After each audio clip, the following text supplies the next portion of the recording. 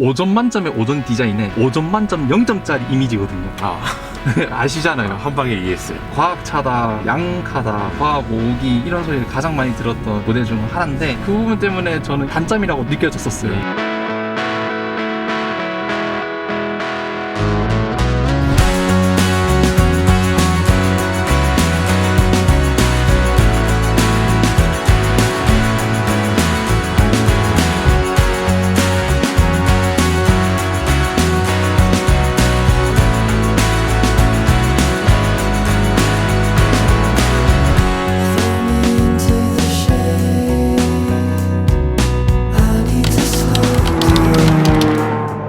안녕하세요, 서우토만입니다. 오늘은 기아 자동차의 K5 하이브리드 모델 자주 인터뷰를 시작하겠습니다.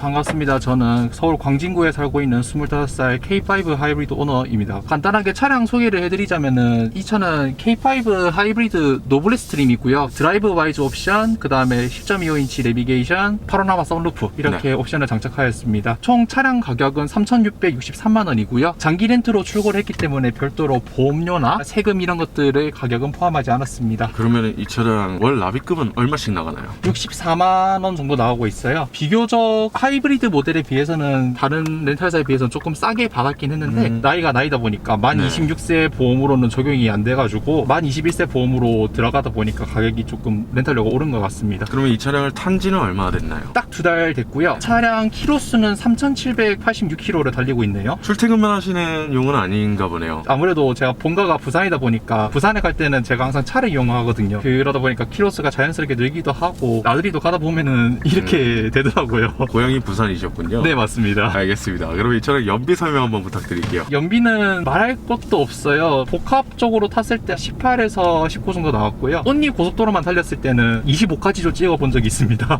하이브리드는 정말 말할 게 없죠, 연비는. 하이브리드 차량 많이 리뷰를 해보셨겠지만은 네. 연비에 대한 칭찬은 귀가 닳도록 들으셨을 거예요. 그렇죠. 어차피 장점이었을 테니까요. 네, 어차피 장점이니까요.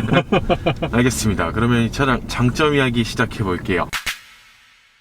장점은 제가 언급드렸다시피 연비가 굉장히 좋아요. 어딜 가든 꽉 막힌 도로든 고속주행이든 훌륭한 연비를 뽑아주고 있죠. 그래서 이 차량에 대한 그 기름값 걱정이 크게 없었던 것 같아요. 그러면 지금 네. 3,800km 정도 주행을 하셨는데 이때까지 쓴 주유 금액 어느 정도 될까요? 30만원 살짝 넘을 거예요, 아마. 이거는 뭐 하이브리드 하면 당연히 나오는 장점이고 또 어떤 장점이 있을까요? 두 번째는 경제성이죠. 일단 공용 주차장 50% 할인이 엄청 커요. 저는 회사 주차장 옆에 바로 뚝섬 유수지 주차장이라고 엄청 큰 주차장이 하나 있는데 거기다가 저는 항상 주차를 하거든요. 근데 다른 직원분들도 오피스 내에 이제 전기권을 쓰고 이렇게 네. 주차를 하신다는데 그것보다 덜 나와요. 전기권이 30만 원 하거든요. 굉장히 비싸잖아요. 한 달 30. 네, 한 달 30. 근데 공용 주차장 주차해보니까 하루에 한 7,000원? 근무 시간만 포함하면은 그렇게 나오다 보니까 확실하게 이거 정말 경제적이다? 체감이 되는 거예요. 그래서 이 차 사기 잘했다 라는 생각이 그때 정말 많이 들었었어요. 하긴 다른 분들이라면 결국에는 네. 15,000원 정도 나가는 건데 네. 반값이니까. 반값이죠. 훌륭합니다. 네. 좋습니다. 네. 그러면 또 어떤 장점이 있나요? 승차감이 1.6 터보에 비해서 좀 더 좋은 것 같아요. 제가 생각했을 때는 1.6 터보 같은 경우에는 뒷자리에 아무것도 없잖아요. 네. 뒷자리 하부에 하이브리드는 배터리가 있는데 배터리 무게가 있다 보니까 아무래도 요철에서나 이런 부분에서 확실하게 승차감을 잡아준다 이런 느낌이 확 와닿았었고 그래서 훨씬 더 안정적인 주행이 가능하다는 게 좀 많이 느껴졌었어요. 뭐 개인적인 느낌이겠지만은 네. 이 부분은 저는 하이브리드 차량의 그런 장점인 것 같아요. 사람마다 다르게 느낄 수도 있기 때문에 네. 나는 아닌데 라고 하실 분들도 있겠지만 사장님께서 느낀 장점 네, 승차감. 맞습니다. 그러면 또 다음 장점 어떤 거 있나요? 정말 조용해요. 지금 배터리 주행하고 있거든요. 회생제동으로 들어온 배터리를 충전을 하고 이거를 출력을 쓸 수 있다는 거. 그러다 보니까 정말 미친 듯이 조용하거든요. 그래서 가끔씩 이제 이 친구가 배터리를 충전한다고 시동에 걸릴 때가 있는데 그럼 또 시동 걸릴 때 또 화뜨짝 노래요. 실제로 그런 뉴스 기사가 있어요. 조금 골목길 이런 데서는 네. 하이브리드 차량이 워낙 조용하다 보니까 네. 사람들이 차가 지나간다는 걸 인식을 못하는 경우가 있어요. 그렇게 느낄 만큼 굉장히 조용하다는 거죠. 이것도 뭐 정말 대표적인 장점이죠. 네, 대표적이죠. 그러면 또 장점 어떤 거 있나요? 이 가격대에서 경제성이 좋은 그런 차량은 딱히 잘 없는 것 같아요. 사실 이 가격이면은 그랜저도 살 수는 있죠. K8도 낮은 트림 선택하면 살 수 있죠. 스티브도 살 수 있죠. 근데 그거는 준대형이나 아니면은 좀 네. 쏘는 차, 스포츠 타입의 차들이다 보니까 유지비가 많이 들어가는데 이 정도 가격의 선택지가 있더라면은 저는 만약에 또 차를 살 기회를 줄게 이렇게 기회가 주어진다면은 아마 또 K5 하이브리드 선택하지 않을까 싶어요. 감가의 재산이기 때문에 때문에 제가 유지비를 덜 들이는 것도 제가 차량을 운행하는 목적 중에 하나이기도 하거든요. 그러다 보니까 이 정도 가격선에서 가격 장난질이 비교적 덜한 차는 K5 하이브리드밖에 없지 않을까 라는 생각이 드네요. 알겠습니다. 그럼 이번엔 단점 이야기 시작해 보겠습니다.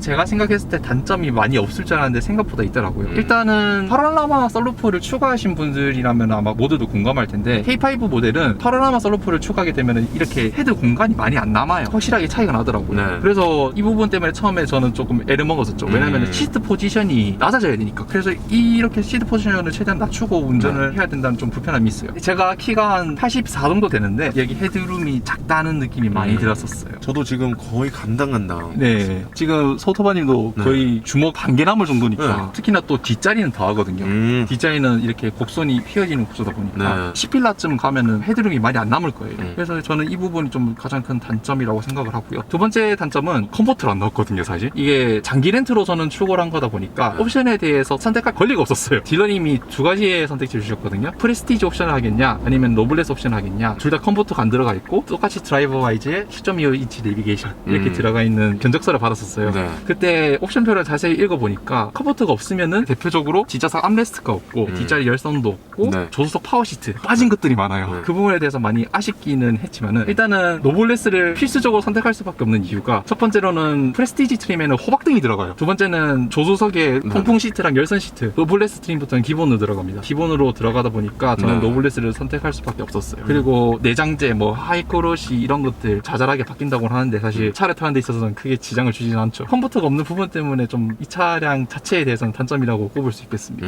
근데 애초에 또 선택을 할 수 없었던 네. 상황이었다 보니까 이 차량을 구매하려고 고민하고 계신 분들은 참고해 볼 만한 내용인 것 같습니다. 네, 이런 맞습니다. 것들 많이 빠진다. 그러면 또 아쉽거나 단점으로 볼 만한 거 뭐 있을까요? 전기 배터리랑 엔진이랑 같이 쓰다 보니까 네. 오르막길에서 조금 이질감이 많이 들었었어요. 오르막길에서? 네. 왜냐면은 하이브리드 시스템 특성상 저속의 속도에서는 전기 배터리를 무조건 쓰게 돼 있어요. 0에서 15km까지는 네. 무조건 EV를 쓰거든요. 그러고 나서 오르막길을 탔을 때 힘이 딸리니까 당연히 엔진이 개입을 해야 되겠죠. 네네. 근데 그 개입하는 순간에 울컥거림이 있어요. 울컥울컥거려요. 그런 이질감에 대해서 적응하기가 힘들었었어요. 그래서 항상 오르막길을 오를 때는 그냥 스포츠 모드로 돌려놓고 오르막길을 오른다거나 네. 그런 식으로 해결을 하긴 하거든요. 그런 변환하는 과정에서 약간의 이질감은 얻을 수가 없다. 그러면 또 단점 어떤 거 있나요? 5점 만점의 5점 디자인에 5점 만점 0점짜리 이미지거든요.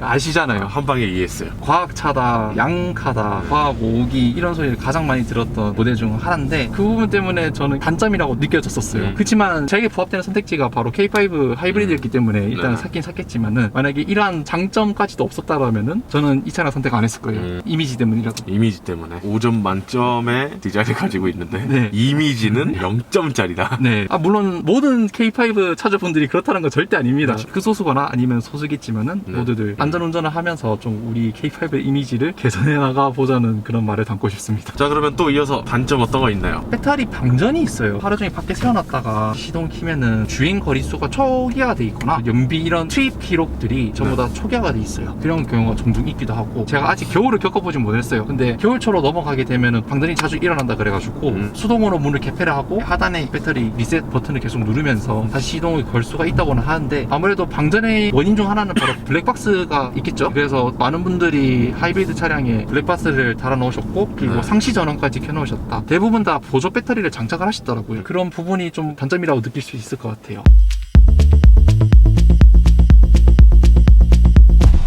주위의 반응 어떤가요? 주위의 반응은 제 25살 나이 때 딱 잘 샀다. 근데 주변에 사실 하이브리드를 타는 분들은 많이 없거든요. 고배기량의 네. 멋진 차들 타고 다니는 친구들도 있는데 네. 연비 인증샷 이런 것들 그런 친구들한테 자랑을 하면은 눈 뒤집어집니다. 한 달에 기름값 얼마 나가냐부터 시작해서 네. 하이브리드 부럽다 막 이런 말도 많이 나오기도 하고 딱 제 나이 때 딱 적합한 이미지에 뛰어난 경제성까지 보유하고 있으니까 친구들이 많이 부러워하기도 하고 부모님도 하이브리드 사가지고 잘했다 라는 말도 들었기도 했고 과학 5기 샀네 크크 이러면서 이런 반응도 있었고 그거 말고는 대부분 다 칭찬이었던 것 같아요. 깔래야 깔 게 없는 차량이라고 생각이 되기 때문에 이 차량을 가지고 뭐라 할 수 있을까 이런 생각이 저도 들었습니다. 네, 맞습니다.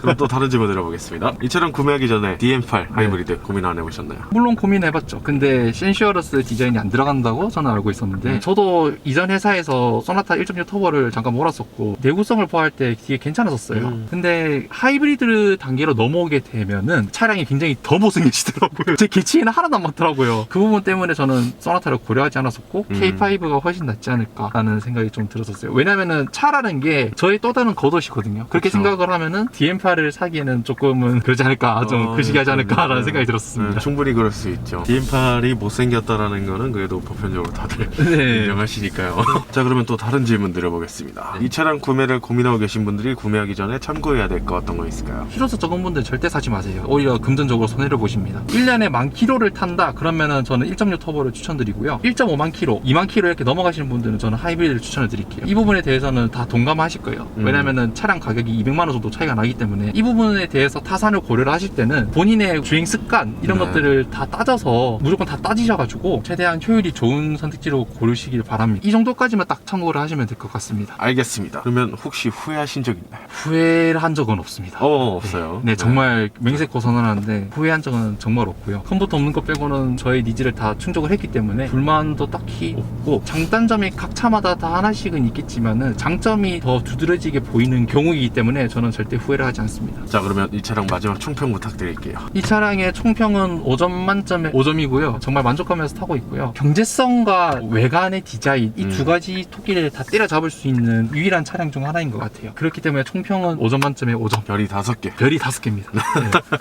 마지막으로 특별히 하실 말씀 있을까요? 사실 경제성을 고려한다면 다들 전기차를 많이 생각을 하실 거예요. 전기차라는 걸 저도 마찬가지로 고민을 안 하진 않았었어요. 근데 전기차 자체 값이 굉장히 비싸기도 하고요. 하이브리드나 전기차를 이렇게 고민하시는 분들께는 저는 지금 당장은 하이브리드라고 추천을 드리고 싶어요. 아직까지는 조금 시기상조라는 생각이 들어요. 충전 시간 이런 것들을 고려했을 때 시간도 결국 돈이라는 개념으로 적용을 해보면은 절대적으로 전기차가 경제적이진 않다라는 생각이 들어서 저는 전기차를 아예 배제를 했었고요. 그래서 하이브리드냐 전기차냐 이렇게 고민하시는 분들께는 지금은 하이브리드다, 전기차는 조금 이르다 좀 플랫하게 타고 싶은 분들께는 하이브리드를 추천드립니다. 알겠습니다. 자, 그러면 오늘 인터뷰는 이 정도에서 마무리하도록 하고요. 저희 서우토반은 다음번에 또 다양한 차종 가지고 인사드리겠습니다. 지금까지 서우토반이었습니다. 감사합니다.